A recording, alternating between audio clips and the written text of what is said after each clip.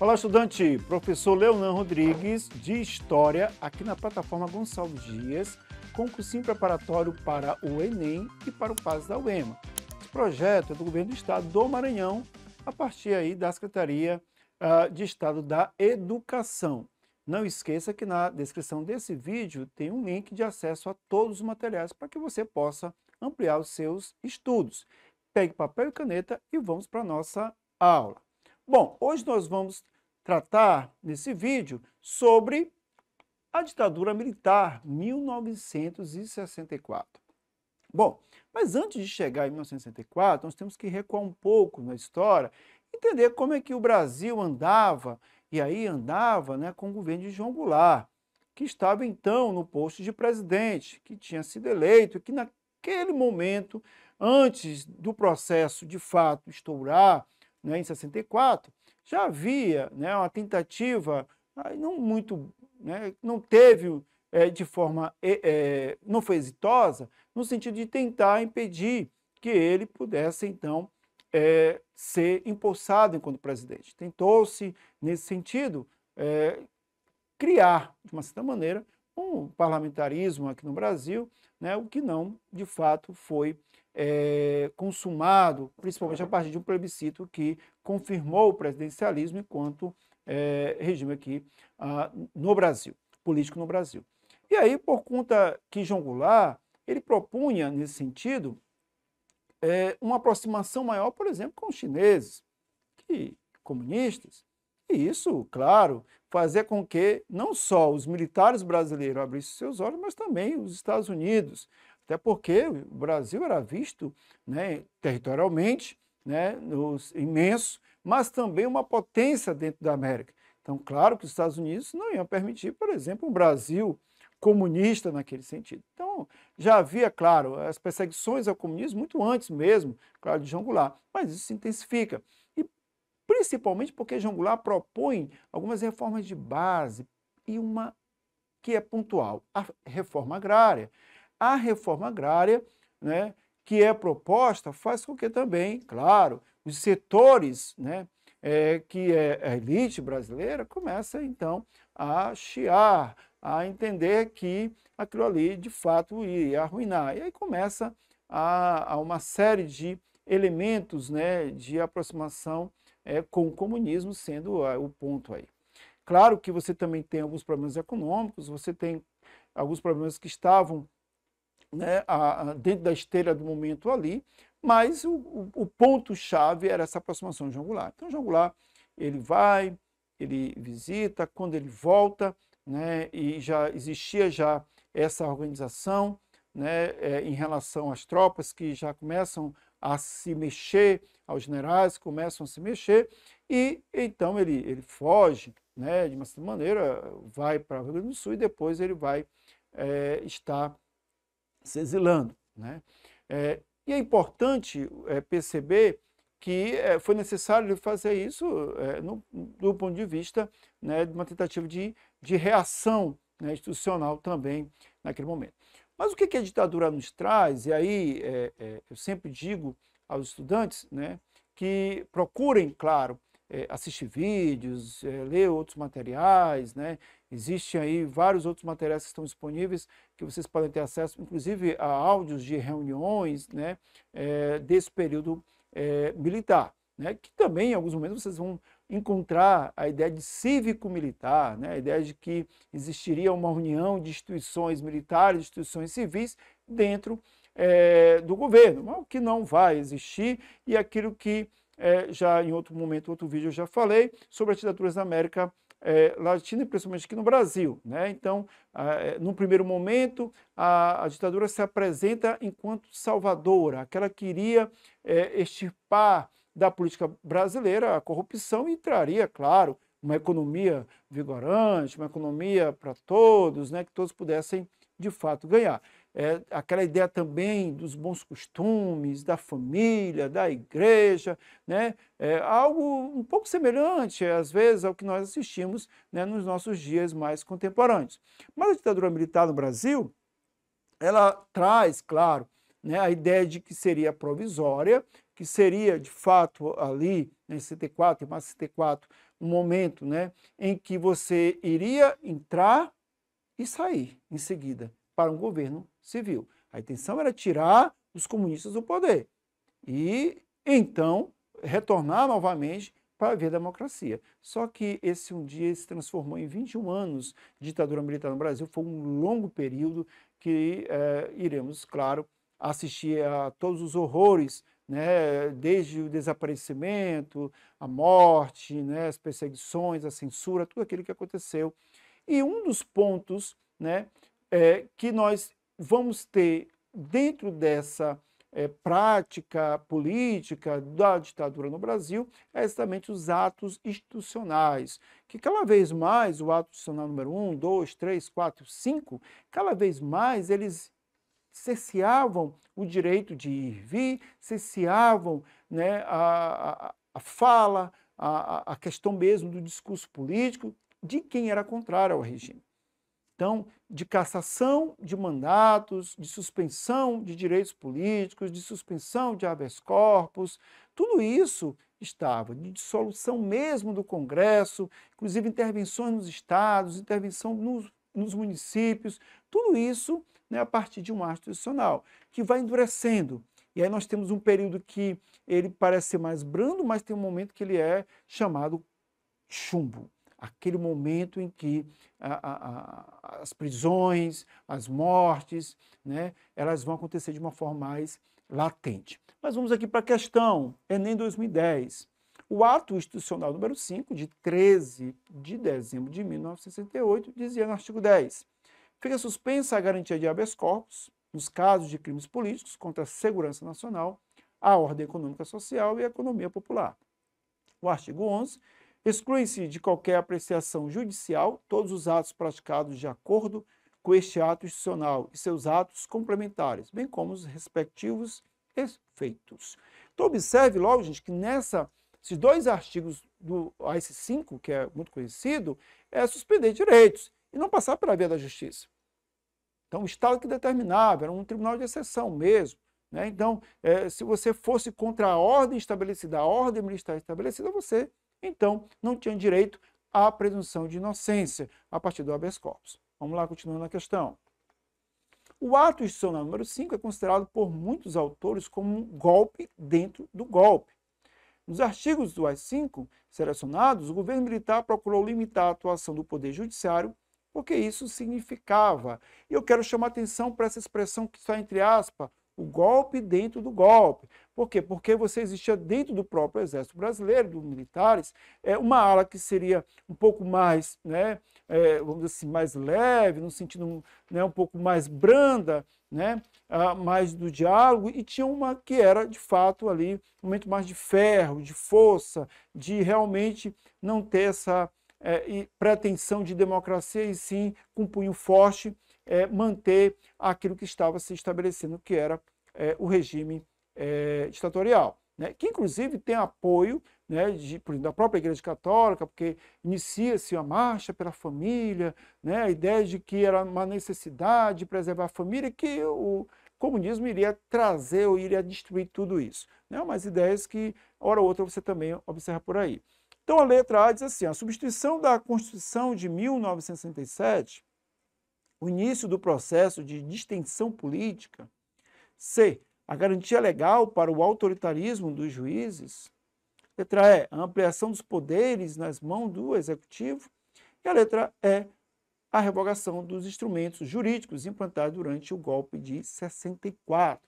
Então, a gente fica muito claro nessa questão, né, o que o ato institucional número 5 trazia. Trazia uma concentração do poder do Executivo, quem estava à frente, o general que estava naquele momento ali, ele vai, de fato, com mão de ferro, exercer o poder. Então, por isso que a resposta certa é a letra D, a ampliação dos poderes nas mãos do Executivo, já que ele poderia fazer o que bem entendesse, tudo em prol, claro, né, da manutenção do regime ditatorial no Brasil. Então, ele poderia intervir nos estados, no município, ele poderia, de fato, prender, soltar aquele que ele bem entendesse que era contrário ao regime. Inclusive, muitos artistas, né, a censura era muito forte, né, e sempre trazia, claro, né, elementos em que se cortava uma parte da música, e aí, claro, outros artistas utilizavam outros artifícios para que a letra continuasse ali sendo posta, embora fosse ali um confronto direto contra o regime posto naquele momento. Vamos lá para a próxima questão, gente. Questão Enem 2011. O despotismo é o governo em que o chefe do Estado executa arbitrariamente as leis que ele dá a si mesmo, em que substitui a vontade pública por sua vontade particular. Immanuel Kant, despotismo. Gente, é uma questão também que você, logo com a explicação que foi dada na questão anterior, responde. Né? Porque está falando aqui de um déspota, está falando de alguém que concentra poder, que rege, né, uma determinada sociedade a partir do seu próprio interesse, ou aquilo que ele acredita ser, de fato, a verdade. E isso, falando claro historicamente, né, você tem vários déspotas, inclusive aqui no nosso regime ditatorial, no nosso regime militar brasileiro. Então, é uma questão que logo traz o seu significado, porque logo que ele coloca no dicionário, né, significado de despotismo, você logo vai associar ao que nós temos aqui na ditadura militar no Brasil. Então, o conceito de despotismo, elaborado pelo filósofo Immanuel Kant, ele pode ser aplicado à interpretação do contexto político brasileiro posterior ao AI-5, porque descreve, letra A, o autoritarismo nas relações de poder, a letra B, as relações democráticas de poder, a letra C, a usurpação do poder pelo povo, a letra D, a sociedade sem classes sociais, a letra E, a divisão dos poderes de Estado. Essa é uma questão, gente, para você acertar de primeira, né? Sabe aquele tempo que a gente sempre fala que você tem que ter, né, em cada questão para que você não possa chegar ao final e sair correndo para marcar qualquer alternativa? Essa é uma questão que você não pode perder muito tempo, porque ela é bem direta. E, claro, ao conhecimento sobre a ditadura militar, você já percebe, né, que havia um autoritarismo, que havia alguém, um chefe, um comandante, né, geral, um presidente, que era um militar, e que ele não abria mão do seu poder forte. Então, a autoridade estava sobre ele. E quando você tem a definição de despotismo, a partir de Immanuel Kant, né, você percebe, as leis eram favoráveis sempre a quem estava por trás dela. Então, claro que a resposta certa aqui, gente, é a letra A, o autoritarismo nas relações de poder. Esse autoritarismo é marcante dentro desse regime militar. Inclusive, né, muitos foram torturados, muitos foram mortos, enterrados, e a família não teve como, né, ter o corpo, né, para poder fazer o túmulo funeral. Né? Alguns, claro, eles foram desaparecidos políticos e até hoje não se encontra ou não se encontrou, né, as ossadas, né, para que haja, né, um funeral pela família. Ou seja, é um regime de fato que bateu em muitos estudantes, que de fato sempre na lógica de manter a ordem, né? E inclusive tem um fato muito importante que diz o seguinte: olha, se houverem 2, 3 pessoas reunidas numa praça conversando, poderiam serem arguidos ali, presos e levados, né, para prestar depoimento em uma das delegacias, né, dos departamentos aí da segurança pública desse regime. Então, você não poderia ter essas aglomerações porque eram proibidas, algumas igrejas fechadas, né, acorrentadas, para que as pessoas não pudessem ir. Então, é um regime de fato de exceção. Trouxe, né, claro, algumas questões que de desenvolvimento, mas a que custo, né? O que nós chamamos de o milagre, né, econômico brasileiro, que faz com que o Brasil, naquele momento, ele tenha, né, um dinheiro circulante dentro da economia, que faz com que haja uma ilusão, né, de que a economia brasileira estava pujante, mas depois que passa a ser feito, nós temos uma grave crise econômica posterior. Ok? Vamos para mais uma questão aqui da ditadura militar. Enem 2012. É para abrir mesmo, e quem quiser que eu não abra, eu prendo e arrebento. Essa é uma frase pronunciada pelo presidente João Batista Figueiredo, tá? Dentro que foi o último presidente do regime militar. Então, a frase do último presidente do regime militar indicava a ambiguidade da transição política no país. E aí entendeu o seguinte: bom, no momento esse regime político ele iria desaparecer. Em um momento esse regime político ele não poderia mais existir. né? Começavam algumas pressões, até mesmo dos países, né?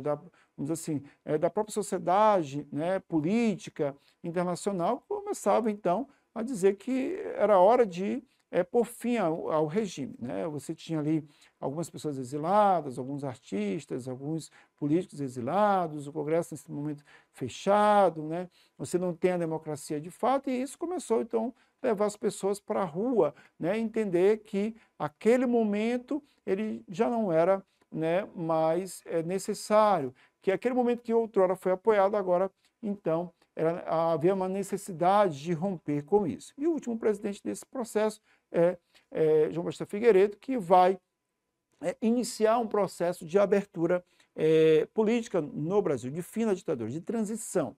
O ponto aí, né, existia uma lei que anistiava as pessoas, né? Então, aquele sujeito que foi condenado, que foi até mesmo exilado, ele já podia voltar ao país, só que eram para os dois lados. Então, aquele que matou, aquele que torturou, aquele que fez e aconteceu durante o regime militar também seria, né, absolvido de suas acusações. E esse era um ponto, né, em que as instituições, isso de uma forma geral, não entendiam enquanto, né, a necessidade daquele momento. E sim, como aconteceu também em outros países da própria América, né, a punição daqueles que excederam, daqueles que praticaram determinados crimes. Então, você tinha um processo de trazer aqueles que estavam fora, exilados, voltamente para o país, né, sem mais nenhuma responsabilidade, né, que estavam sendo enquadrados enquanto aqueles que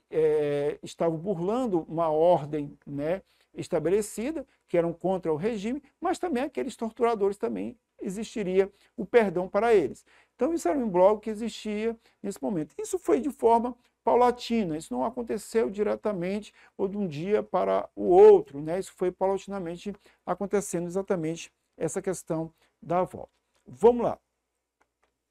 Então, nesse contexto, houve resistências internas ao processo de distensão planejado pela alta cúpula militar, que se manifestaram com, a letra A, as campanhas no rádio, TV e jornais em favor da lei de anistia, a letra B, as posições de prefeitos e governadores em apoio à instalação de eleições diretas, a letra C, as articulações no Congresso pela convocação de uma nova Assembleia Nacional Constituinte, a letra D, os atos criminosos, como a explosão de bombas de militares inconformados com o fim da ditadura, e a letra E, as articulações dos parlamentares do PDS, do PMDB e do PT em prol da candidatura de Tancredo Neves à presidência. Aí lembrar, gente, que quando volta, né, a essa abertura política, você não tem uma eleição direta, você tem uma eleição indireta ainda, que vai eleger depois, posteriormente, Tancredo Neves, que vai, então, posteriormente ter, enquanto vice-presidente José Sarney, vai ser ainda indireta, ou seja, somente, né, os partidos, os políticos irão votar, a população, de forma geral, não vai votar, vai votar só posteriormente, né, em que haja, de fato, a primeira eleição de forma direta. Mas um ponto é que existia dentro dos próprios militares a tentativa de não acabar com o regime. E aí você tem um atentado no Rio Centro, né, de uma bomba que foi colocada no carro. Existia lá um grande festival e essa bomba então foi colocada e explodiu. Houve, né, várias pessoas ali feridas, mortas, dentro desse processo de atentado, que foi provocado por próprios militares. Uma ala dissidente dentro dos militares brasileiros que não queria o fim desse processo de regime militar. Então, vejam que isso foi doloroso, isso não foi a passos rápidos, foi a passos lentos e ainda traz essas consequências. Então, por isso que a resposta certa é a letra D. Atos criminosos, como a explosão de bombas de militares inconformados com o fim da ditadura militar. Então, a ditadura se estendeu 21 anos dentro da história brasileira, então um período muito longo, né, da história brasileira, e mesmo no final, né, quando você teria abertura a partir, né, de Figueiredo, você ainda tem uma ala dentro do próprio exército inconformada com o fim da ditadura militar e queria a continuidade dela. E aí, claro, né, a população, de uma forma geral também, alguns ainda, né, queriam a continuidade né, da ditadura militar, as classes também mais abastadas da sociedade brasileira, ok?